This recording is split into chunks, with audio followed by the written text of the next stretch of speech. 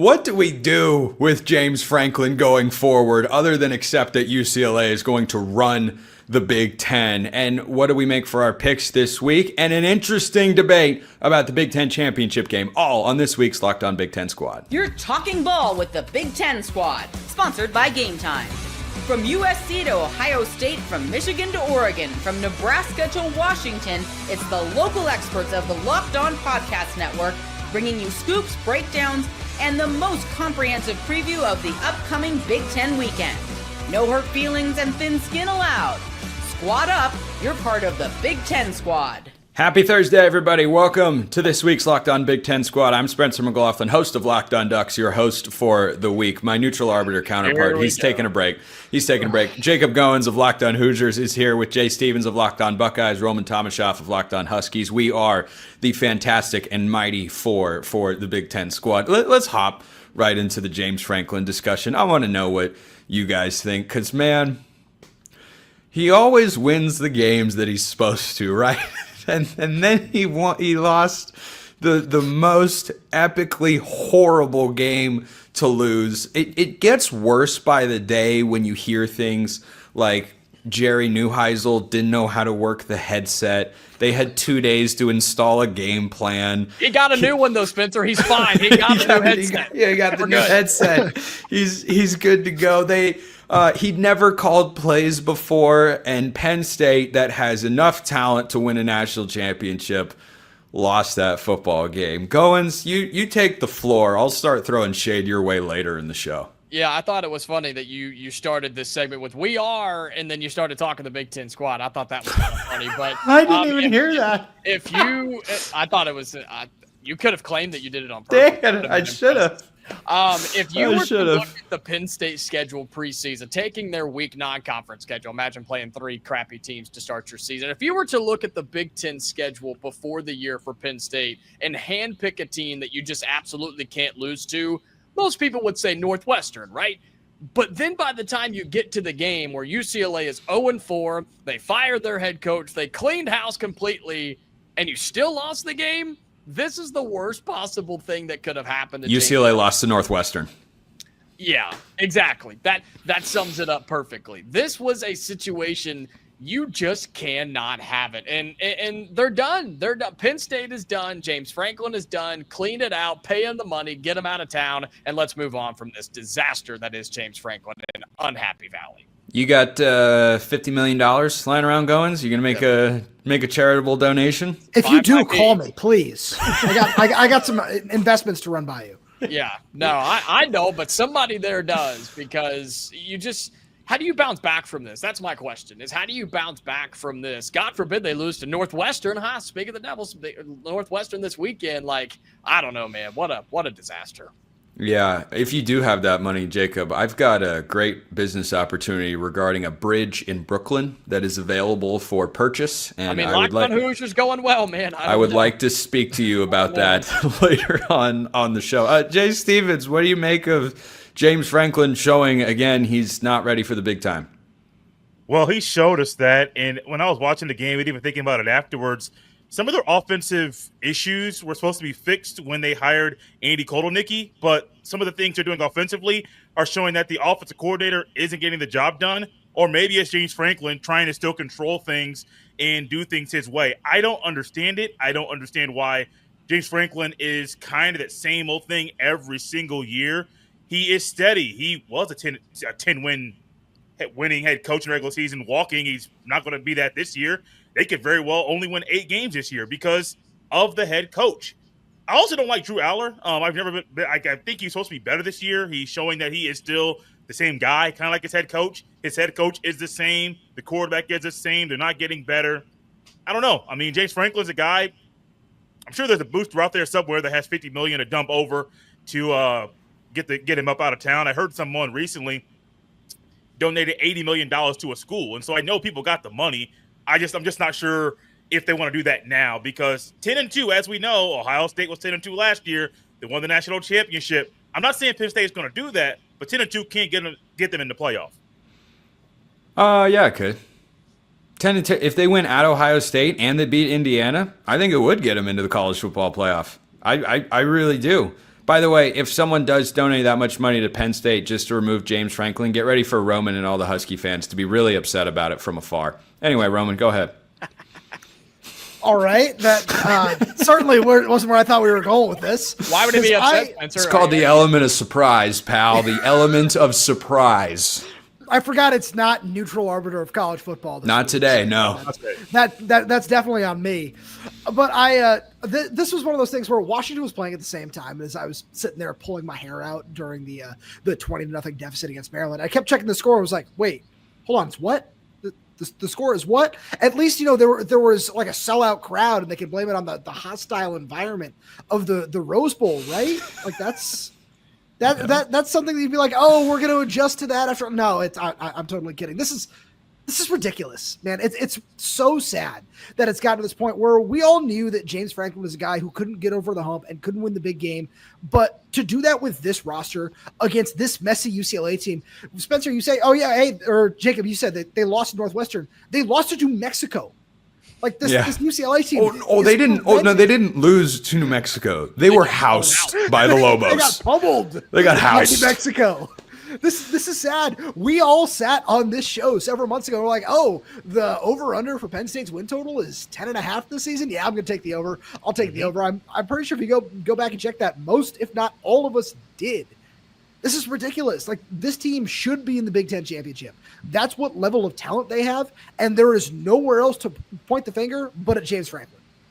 I don't think they just have that talent. This is a national championship caliber roster. You put a better head coach into that spot, and they are undefeated right now. Now, it is worth noting they were literally one play away from beating Oregon, and if they do that, I don't think they go and lose to UCLA. But that kind of makes my point, right? As we look at Oregon as national title contender, top 3 team in college football right now, and Penn State is one play. Oh, I'm sorry, Roman. Did facts upset you? That's standard operating procedure. What was that? No, Indiana's going to win this weekend. Yeah, we'll talk about that. We'll talk about that in the next segment. But they're one play from beating Oregon. Why? Because that's the caliber roster they have. Like I feel bad for Penn State fans at this point. I do, because let's wrap this segment going around like this. If Penn State misses the playoff this year and they're 9-3, let's say they lose to Ohio State, somehow find a way to beat Indiana, which I don't know if I would predict right now. If they were to do that but miss the playoff, is James Franklin the head coach next year? I think he is. Unfortunately, because of the money factor, he probably is. But to Jay's point, if you have somebody who can donate $50 million to Stanford, somebody could donate $50 million to Penn State to buy him out. You're just going to have to take a really rich person and a really upset person to do so. But yeah, he would probably be this head coach still in that situation. You realize how much money $50 million, man? To give away, to donate, to say, here, spend this. Do whatever you want with it. Yeah. That's a lot of money. It's not even, like Cody Campbell at Texas Tech who's giving money to get players and keep them around and build a rock. No, it's $50 million to start over. Jay, that's a big chunk of change. It's a big chunk of change, and I do think he's there next year. Even though the standard at Penn State, from what James Franklin has set, is not 9-3, you're probably not going to get a coach. Like, what coach could they get that's better than him? That's willing to leave their current job to go there. I even recently heard Bill Belichick. What's that? Bill Belichick's going to buy himself out. He could. No, I think he's still there. I do. And then probably after next year, he's gone, because you're going to have a new quarterback. You're going to have basically a whole new starting lineup on both sides of the ball. And 9-3 this year could be 7-5 next year. It might depend on who they get at quarterback. I don't think it's crazy to think they could upgrade a quarterback going into next year. Wonder if Bo Perbilo will hit the portal. Roman, you want to wrap this one up? Yeah. He looks good. There is no reason that he should be there, but I agree that he will. And it's not just the money. I feel like you're going to give him some kind of leash.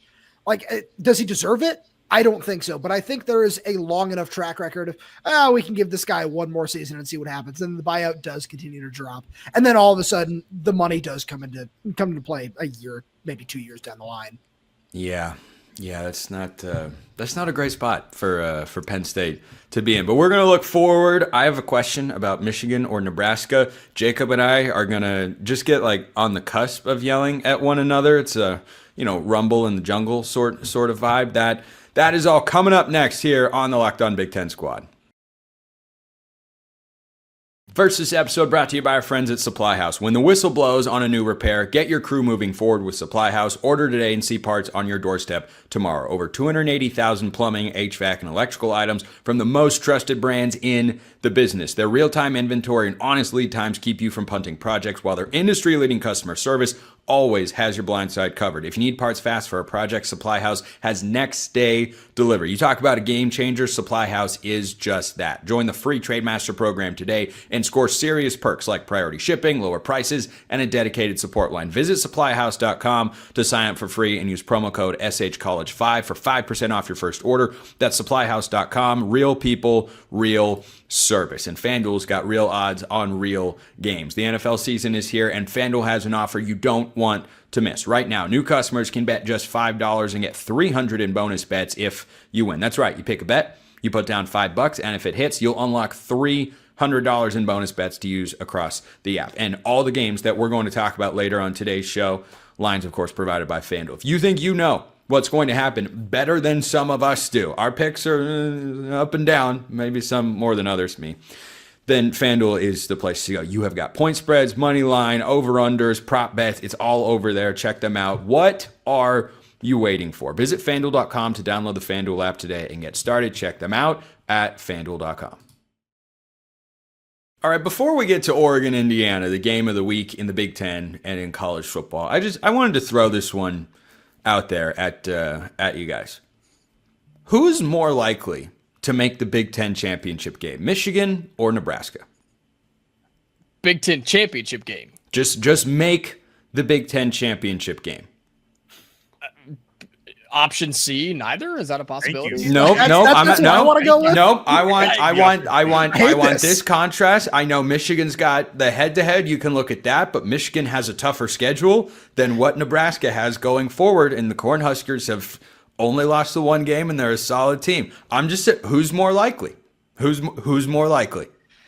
I'll go with Michigan just because of their run game and their defense. And look, Nebraska still has a tough game at Maryland. They still have what is now apparently a tough game with UCLA, right? They do have to go to Penn State, which who knows if that's a tough game. I mean, Oregon won there, so anybody can. So I don't think that Nebraska is a team that you should be overlooking and just kind of move on from. But I think Michigan's just more talented and honestly probably better coached at this point. So if I had to pick a team to continue to stay hot, I'll pick the Michigan Wolverines, but I don't like them to make it that far either. Jay? I don't like this at all. Because Ohio State's lost to Michigan 4 years in a row. That still haunts me every day. And I think Ohio State snaps that streak this year and gets back on top of the rivalry. But they don't look that good. Like, they really don't. I know the running game and their defense is solid, but they don't have enough weapons to, I think, win out the rest of the way for Nebraska. I don't really think they're good enough either. So I hate this question. I really do. I like you, Spencer. This is horrible. I don't know why in your twisted brain you put this together for us to talk about here on this show, because it doesn't make any sense. The only thing that's in Michigan's favor is they play Ohio State. I think Nebraska may play Ohio. No, they don't. They don't play Ohio State this year. No, nope. So maybe. That's why it's interesting.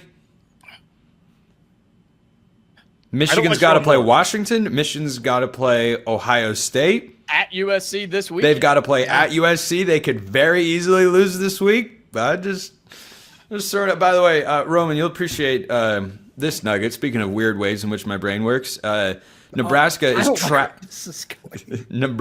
traveling to Maryland as a 6.5-point favorite. What could possibly go wrong, right? Nothing could ever go wrong. I was going to complain about not being able to mention Washington until right now. So thank you for saying that, Spencer. You're welcome. But I also hate this question. I would probably lean towards Michigan right now because, Jay, you point out, USC this week, Washington next week, and then up until you get through the Ohio State game, I don't think it's necessarily one of the tougher schedules in the Big Ten, like Purdue, Northwestern in there. So I would probably lean towards Michigan. I also just think that, like Jacob said, the running game, the defense, I never want to trust a true freshman quarterback starting for an entire season like that. But I also just don't necessarily trust this Nebraska team either. So to give you Michigan. Interesting. What a disaster it would be if one of these two teams makes it to the Big Ten championship. Disaster for all of you, just to be clear. For Jacob Goins, Jay Stevens, Roman Tomashoff would be a disaster if one of these teams winds up in the Big Ten championship. Why? Because they be playing Oregon? Is that what you're trying to just say? It's because they play Oregon? Anyway, moving on to the next subject here on the show. Oregon, Indiana, the game of the week. You know, game of the year. I'm not part of. No, Roman's out. Roman, you don't want to. I want you two to yell at each other, and I'm not going to interrupt. No, we wouldn't yell at each other. We would sternly state our point of view in the game. Like, we've been called kind already this week by. We have. That's true. We had a comment about that. I think we should change that. Goins. Indiana is a bunch of small weaklings who are going to lose by 30 on Thursday.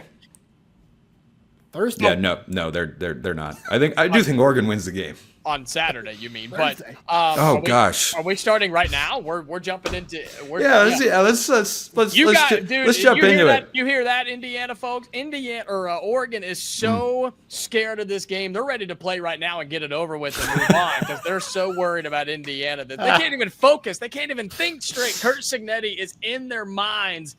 Oh, it's rent free. I think Oregon's paying him to stay in their house. That's what's happening here. No, this is an awesome game, right? I mean, Indiana, you're going into one of the biggest games in your program history. Think about that. You're playing in a top 10 game on the road. College Game Day finally made the right decision and going to go and watch the Hoosiers. Now they're, of course, going to Eugene, but that's okay. Yeah, we all know who they're really there to watch. Yeah, Kurt Cignetti, it's okay. Yeah. And this is one of the biggest games in program history. And for Indiana folks, I know some of you can't understand this because you've been there, done that, but this is a big deal. And if Indiana can show up and play well and perform on the national stage and hopefully earn some of that respect that people – refuse to give for Kurt Cignetti and the Hoosiers, I think a lot of people would be happy with that, on top of course, beating Oregon by, 56 or so.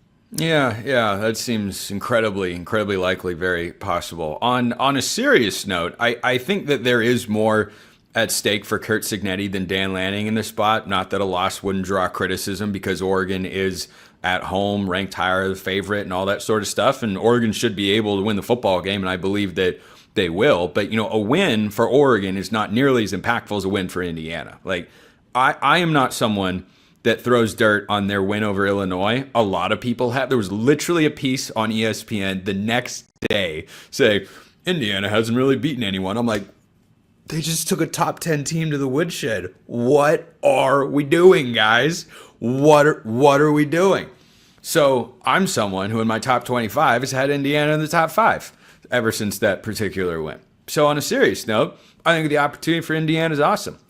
On a, we'll call it less serious note, Jacob, do you understand the nightmares that Autzen Stadium can instill? Oh, Damon Williams just got sacked again at Autzen. That's something, man. Isn't that incredible? Isn't that incredible? I can't believe that they sacked him again. You really think Kurt Cignetti of all coaches are going to let his team be rattled in this environment? Jacob, the dude's what's your 108 years old? He's been around college football forever, man. He is the GOAT. Have you Jacob, have you ever had on a warm summer day a really nice freshly made peach pie? Have you ever had that before? I mean, I'm not a peach fan, but sure. Oh, that's too bad.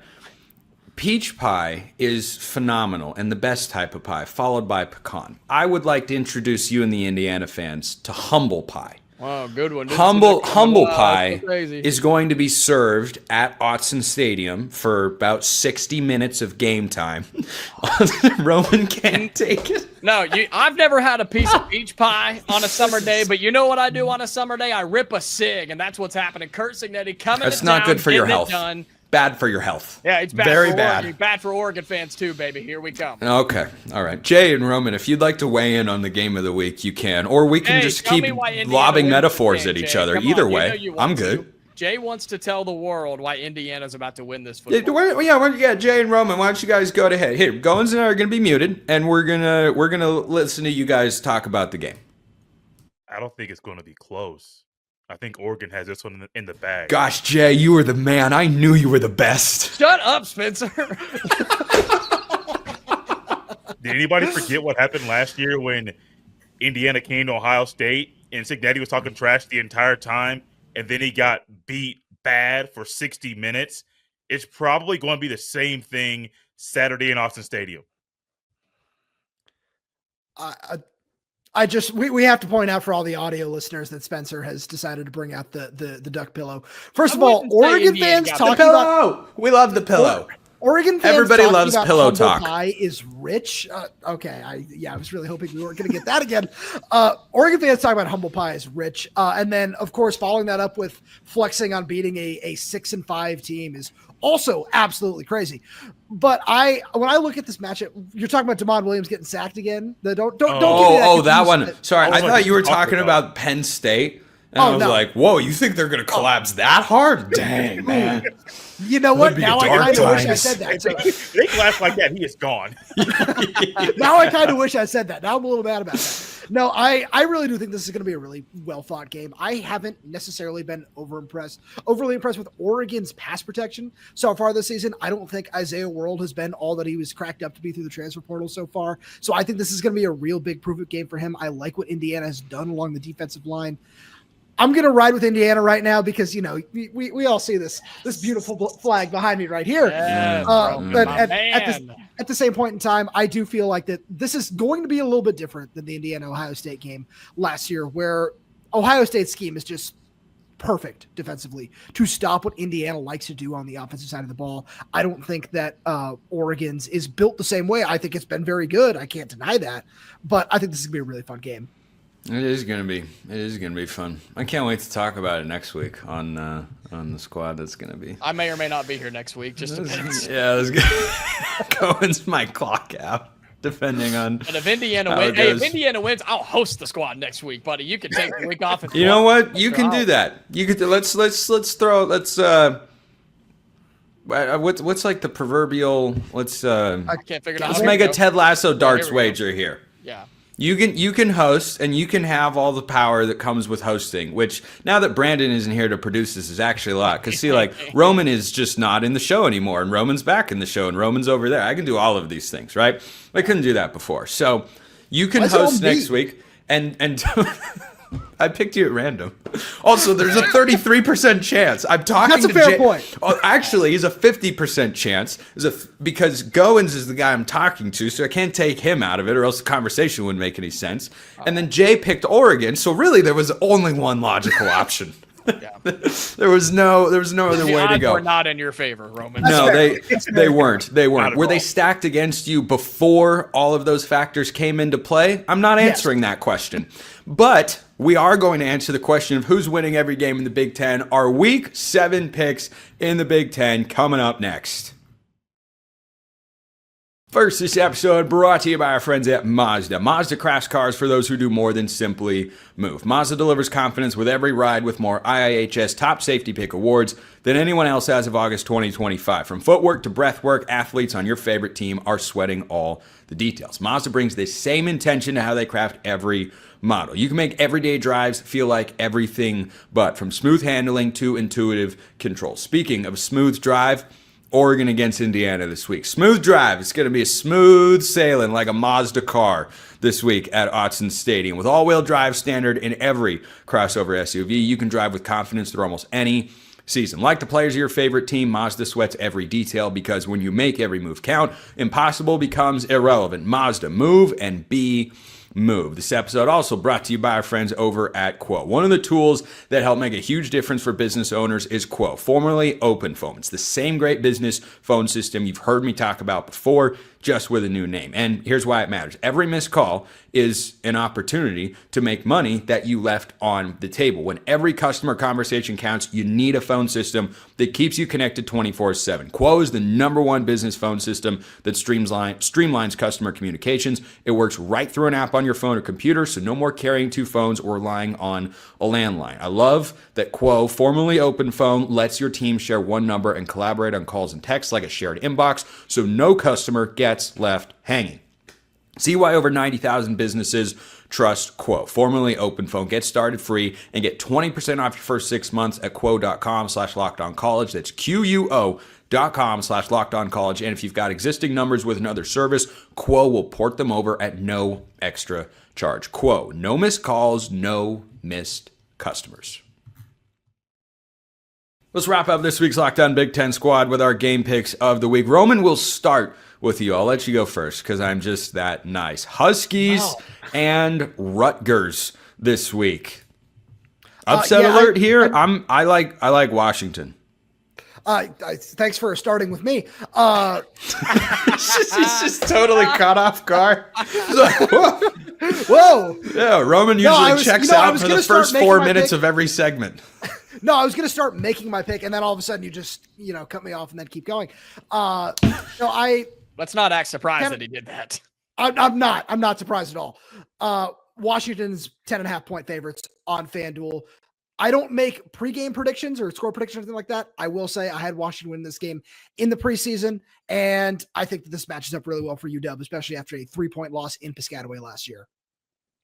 I think so. Yeah, I think Washington's the better team. You're at home. It's a Friday night. You should take care of business. Look, Rutgers got off to a 3-0 start, 0-2 since. Yeah, continue that train. Washington wins. Washington wins big, Jay Stevens. Same. I'm with the other three. Not sure if Spencer gave his pick or not, but I am going with Washington with this one as well. Rutgers, not as strong as they probably thought they were going to be this year. I just think Washington has too much firepower to not win this one big. All right, I'm out of my cone of shame moment there. We've made our picks for Indiana, Oregon. Jay, we haven't talked about your Buckeyes in Illinois, and there's a distinct reason for that.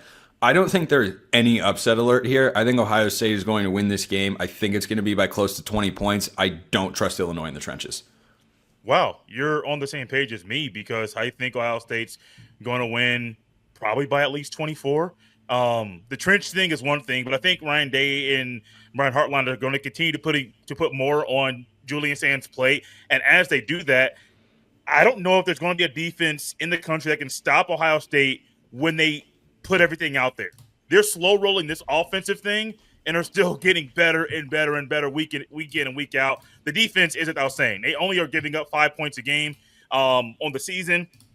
I can't really describe how great this defense has been so far. My eyeballs tell me it could be one of the better defenses we've seen in quite a long time if they keep this up throughout the rest of the year. Roman? 2 things. One, is Washington the best opponent on Ohio State's schedule? Just throwing that out there for right now. 2, Jay, watching that defense in person was absolutely wild. And Arvell Reese and Sonny Styles, they're just so extremely impressive. Ohio State wins big. Jacob? Yeah, we saw Illinois' offense against Indiana's defense, and they put up 10 total points, and the only defense better than Indiana's is Ohio State. So I'm going to say Ohio State might just put 45 points on them if Julian Sand really gets the green light here, and Illinois may not cross midfield. Northwestern has more Big Ten wins than Penn State, and they have a common opponent. Nittany Lions favored by about 3 touchdowns. I am tempted to put them into my best bets this week just to give them that curse so that this is a close game. I mean, that's come to my mind. If you get 3 touchdowns for Northwestern, take it. Northwestern is a really good. Well, okay, hold on. Northwestern is a hold on. I stopped myself. I corrected it. I stopped myself. Northwestern has a solid defense, solid defensively, and they run the ball and dominate time of possession. That's not good for a Penn State offense that flat out sucks. So, yeah, give me Northwestern to cover a 3-touchdown spread. Penn State will find a way to win, even though the Boo Birds will be flying there at Happy Valley. But I'll take Penn State to win, but it won't be pretty. Jacob just tuck ruled his comment about Northwestern. It was a catch, maybe not a catch. Fumble. Let's go to the review booth. We'll be back in 20 minutes. Yeah, give me Tony Pereira. Give me Mike Pereira. I need his insight. Jay, can Northwestern shock Penn State? I mean, they can. I mean, anything's possible. We saw what UCLA did last week. I think Penn State wins this one. I don't think there's a way for Penn State to lose. I mean, there is a way. I would be shocked. More shocked than I was last week when UCLA won. I'll be shocked if they lose this game. because then there's a scenario where James Franklin doesn't coach the following week. In that $50 million buyout, they find a way to make that thing happen. I got Penn State winning this one. I don't think they cover the spread, but they'll get the W. Roman? I'll take Penn State to cover. I just think there might be a revenge factor here. And, solid Northwestern defense. There's certainly something to be said for that. Right. I think that there's going to be some kind of try to get right, and I think Penn State's got the opportunity to do that. All right, rapid fire picks to end today's show. UCLA goes at Michigan State. I think the Spartans humble the Bruins here. I do too. I like Aiden Childs. I think offensively Michigan State's getting better and better. If they can stop somebody, they'll win, and I think they do this weekend.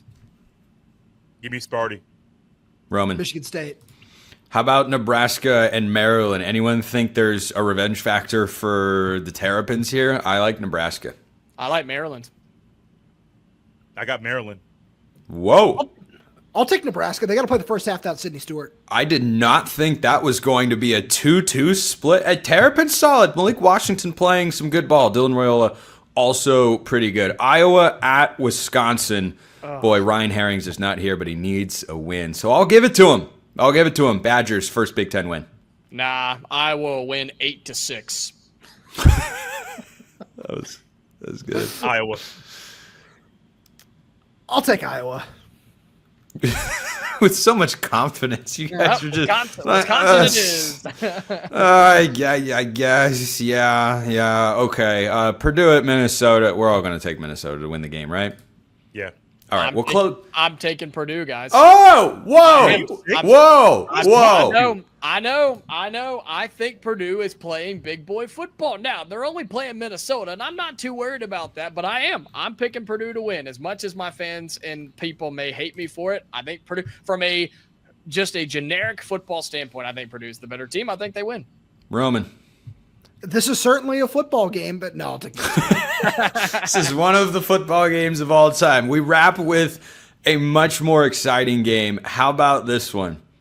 Unranked USC favored over 15th ranked Michigan. Long road trip. Wolverines trying to stay unbeaten in Big Ten conference play. Lincoln Riley needs to win this one to cleanse the palate of what happened last year against the Wolverines when they lost on basically the last play of the game.